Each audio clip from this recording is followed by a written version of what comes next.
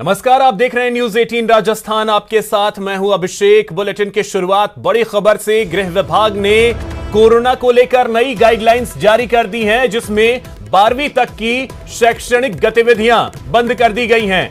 30 जनवरी तक सभी स्कूल बंद करने का फैसला लिया गया है। इसके अलावा नगर निगम और नगर पालिका क्षेत्र के स्कूल बंद किए गए हैं।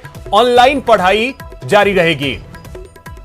इसके अलावा मास्क न लगाने पर 1,000 रुपए का जुर्माना लगेगा। शादी समारोह में केवल 100 लोग ही शामिल हो सकते हैं। इसके अलावा नगर निगम और नगर पालिका क्षेत्र में सिर्फ 50 लोग ही शादी में शामिल हो सकते हैं। और साथ ही आपको बता दें कि धार्मिक स्थल जो हैं वो रात 8 बजे तक खुलेंगे। लोहड़ी और संक्रांति घर पर ही मनाने की सलाह दी गई है।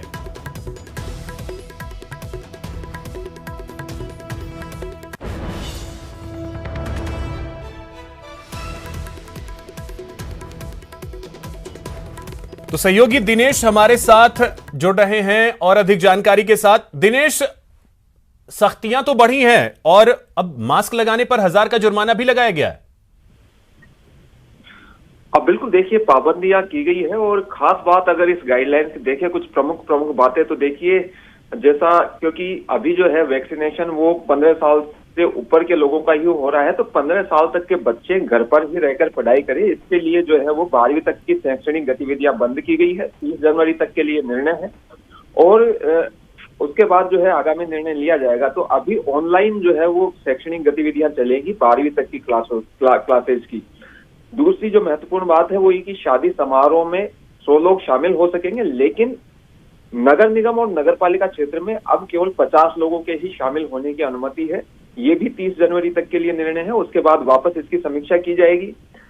दूसरे तरह के जो आयोजन है, सार्वजनिक आयोजन हो, सामाजिक, राजनीतिक, खेलकूद संबंधी आयोजन हो या फिर मनोरंजन संबंधित गतिविधियां हो, शैक्षणिक गतिविधियां, सांस्कृतिक आयोजन, धार्मिक समारोह हो या कोई सभा हो, रैली हो, धरने प्रदर्शन हो, जुलूस हो, मेले हो, इन सभी में भी सीमा जो है वो 100 की ही निर्धारित है। लेकिन नगर निगम और नगर पालिका क्षेत्रों में ये सीमा अब सीमित कर दी गई है 50 तक, यानी 100 का आधा जो है वो कर दिया गया है। ये जो है वो 30 जनवरी तक प्रावधान किया गया है। ये भी तो इसके साथ ही कोविड एप्रोप्रिएट बिहेवियर जो है उसकी पालना करवानी होगी। नो मास्क नो एंट्री का जो है प्रावधान किया गया है। जो भी आयोजन होंगे उनमें नो मास्क नो एंट्री की जो है वो सख्ती से पालना करवानी पड़ेगी। धार्मिक स्थलों के संबंध में जो प्रमुख प्रावधान किया गया है वो ये कि सुबह 5 बजे से लेकर रात 8 बजे तक ही धार्मिक स्थल खुले रहेंगे। वहां पर जो है श्रद्धालु दर्शनार्थी अगर कोई दर्शन करना चाहते हैं तो उनके लिए डबल डोज वैक्सीनेशन अनिवार्य होगा। मास्क, 2 गज की दूरी यानी कोविड एप्रोप्रिएट बिहेवियर है, उसके साथ ही वैक्सीन की दोनों डोज जो है उसके लगी होनी चाहिए। और फूल माला, प्रसाद, चादर, पूजा सामग्री ये सब जो है वो बैन रहेंगे। त्योहार क्योंकि आ रहे हैं, 13 जनवरी को लोहड़ी है, 14 जनवरी को मकर संक्रांति है, तो ये अपेक्षा की गई है सरकार की ओर से, ये सलाह दी गई है सभी प्रदेशवासियों को कि वो त्योहार घर पर ही रहकर मनाएं। तो घर पर ही रहकर त्योहार मनाने की सलाह दी गई है।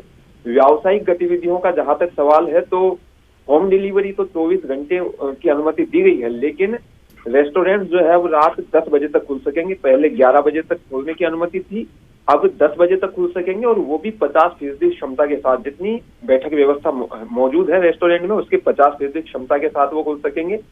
बाजारों के खुलने का समय कम कर दिया गया है। इसके साथ ही सिनेमा हॉल, थिएटर है, मल्टीप्लेक्स है, उनके खुलने का समय भी जो है वो कम कर दिया गया है। अब रात 8 बजे तक ही जो है वो बाजार जो है खुल सकेंगे। और जो थिएटर है, सिनेमा हॉल है, मल्टीप्लेक्स है, इनमें 50% क्षमता के साथ ही अलाउ किया जाएगा लोगों को। तो ये भी जो है वो प्रावधान महत्वपूर्ण है अगर देखा जाए तो।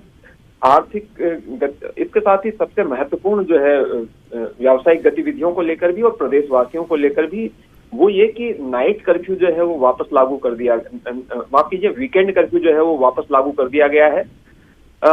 हर शनिवार रात 11 बजे से लेकर सोमवार सुबह 5 बजे तक जो है वो नाइट वीकेंड कर्फ्यू जो है वो रहेगा, यानी रविवार का दिन जो है वो लोग अपने घरों से बाहर नहीं निकल सकेंगे। केवल आवश्यक सेवाएं जो है उन्हें छूट मिलेगी, बाकी जो है वो लोगों को वीकेंड पे अपने घर पर ही रहना पड़ेगा।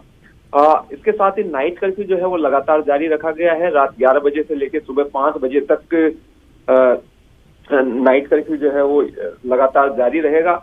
आर्थिक और पर्यटन गतिविधियों के संबंध में भी कुछ प्रावधान किए गए हैं। उसमें ये कहा गया है कि पर्यटन और फिल्म शूटिंग से संबंधित गतिविधियां अगर की जाती हैं तो आइसोलेशन जोन के आधार पर उसे अलाउ किया जा सकेगा। और आइसोलेशन जोन किस तरह का होगा इसके भी कुछ प्रावधान इसमें निर्धारित कर दिए गए हैं कि क्या क्या जो है प्रावधान उसके लिए किए गए हैं। स्वायत्त शासन विभाग द्वारा जन जागरूकता अभियान चलाया जाएगा, लोगों को वैक्सीनेशन के लिए जागरूक करने के लिए। चलिए बिल्कुल, तो गाइडलाइंस अब जारी कर दी गई हैं और इसमें कुछ पाबंदियां जो हैं अब धीरे धीरे सख्ती का रूप ले रही हैं। बहुत शुक्रिया आपका दिनेश तमाम जानकारी के लिए।